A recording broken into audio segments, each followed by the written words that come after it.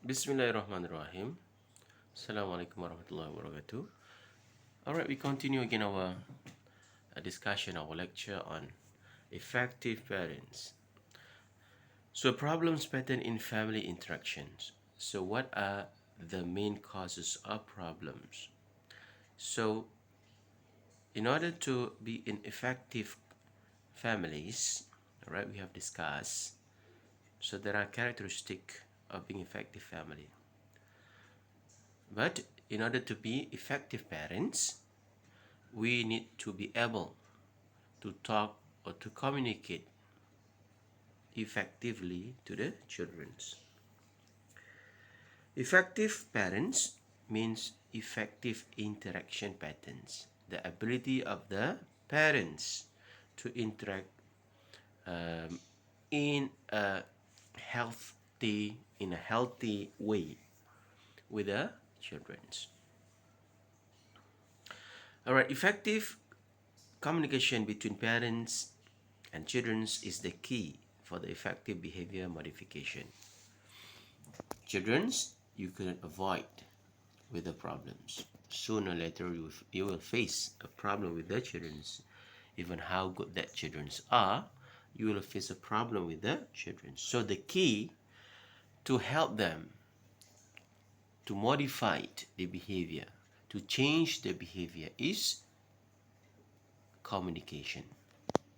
Not only communication but effective communication. So basically there are five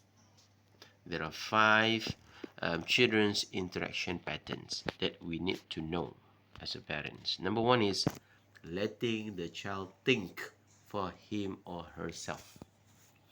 Let them think by themselves. Let them process the information by themselves. All right, give the children opportunity to make their own decision. This is one of the meaning of letting the child think of herself. Means give them opportunity for the children to make their own decision, even though they are small, even though they are kids. Never try and mold a child into what you imagine to be the right mold for him or her. Every child has certain inborn talents and must be given the opportunity to discover their own identity, their own strength, and their own interests. If you mold by yourself, you actually stop the opportunity, the potential of the children, because every children's they have inborn skills, inborn capability.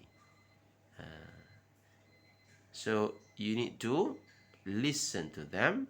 You need to give them opportunity to discover, for them to discover their strength and their interests. And then they must know that at any time they can turn to you for advice and help.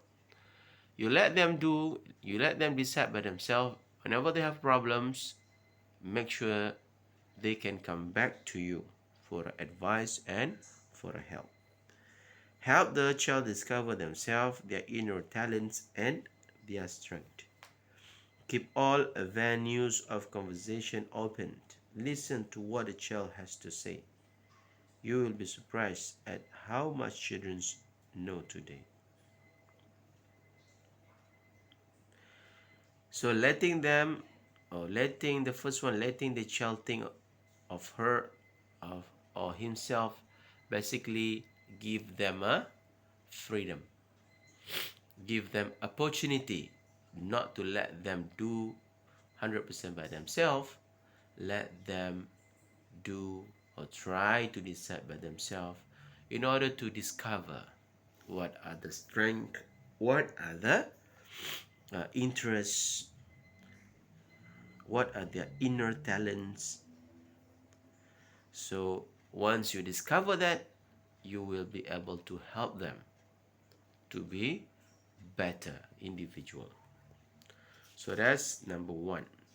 Number two, getting unconditional love and support.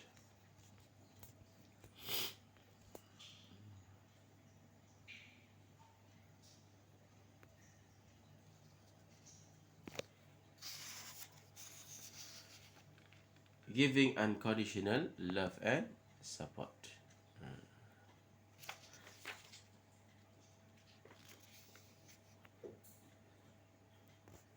What is giving unconditional love and support? Your love is not measure of the child behavior, performance, or achievement. Parents should know that they should love their child not because of their special characteristic or hoping for something in return. Unconditional love is the highest level of love. You might love someone, you might love uh, your friend because of you have an interest on him, on her. Okay, you might love your sister because of uh, she have something that you want from him or from her. But if you don't have any interest, you don't have any benefit from your friend, but you still love him or her as a friend because of you just love him, oh, that is the highest level of love, mean unconditional love. Okay, and the next is being warm at the same time regulating the child. Being understanding and lenient does not mean running wild. Children need rules to work under as well as the predetermined schedule.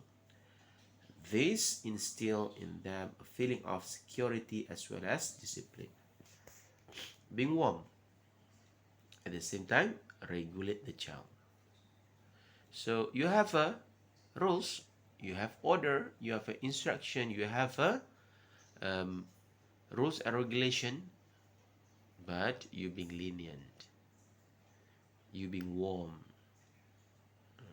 Means they can be free, but within the limits. So that's the meaning of being warm, but at the same times you are regulating the child. You let them to decide by themselves. You let them to play. You let them to watch TV, to play games, right? To shout, but within limits. Number 5, avoiding being harsh to the children. Avoid being harsh. What the parents need to do is use positive methods to discipline a child. Avoid beating.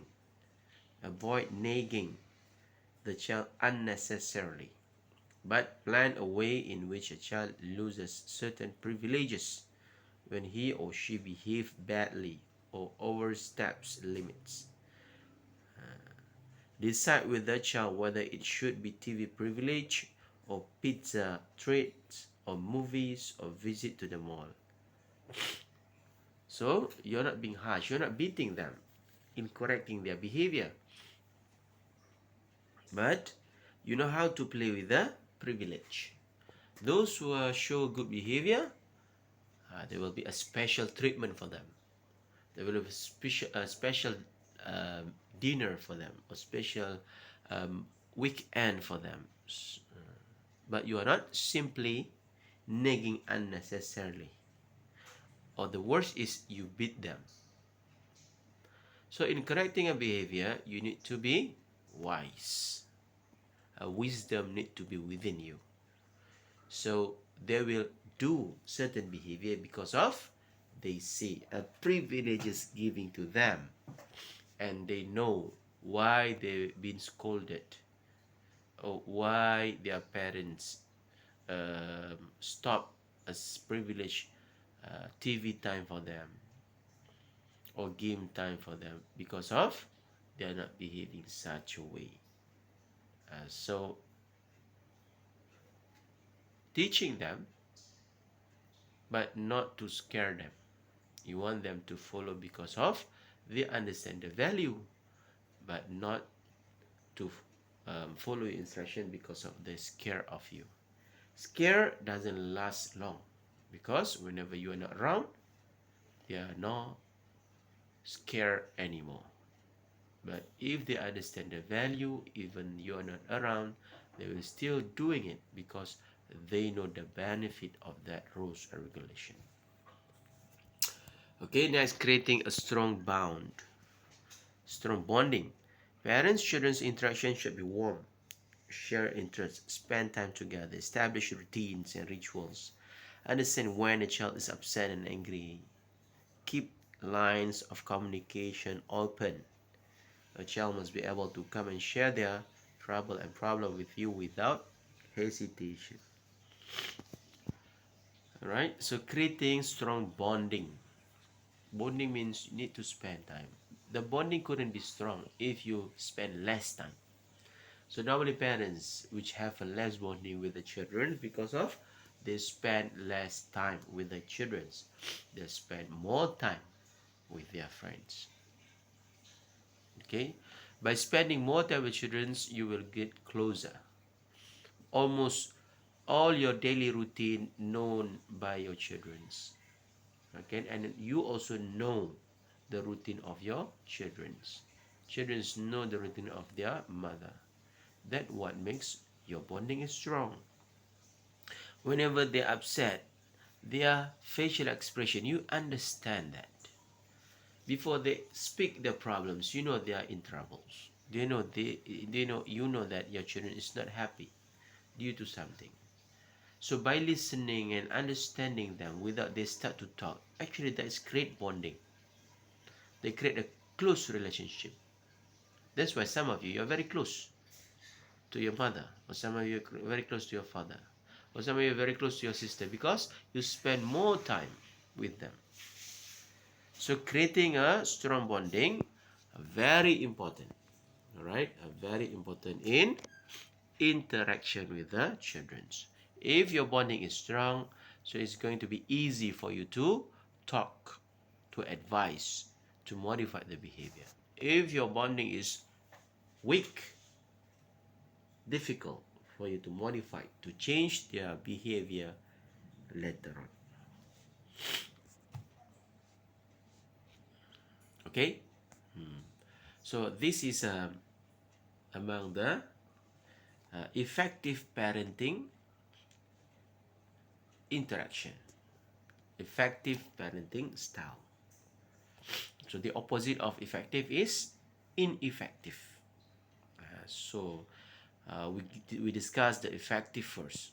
So in summary, there are five patterns. There are 5 ways parents can do towards their family. The first one is letting the child think of himself or herself. Let them think. Let them free. Give them freedom. All right? To discover. What is the objective is to discover their inner talent, their specialities, their skills, their strength, their weaknesses. Right? So every individual have inborn skills, inborn capabilities. We want to know that. But by setting up for them, you won't ever discover that. So let them do by themselves. Number 2 is inculcating the sense of self-confidence and trust in parents and teachers. So that is giving unconditional love and support. And then next is being warm, but at the same time, you are regulating the child. You're being warm, you're being nice, you're being lenient, but at the same time, they are following your order. They are following your instruction. So means you're being wise. And then next, avoid being harsh to the children.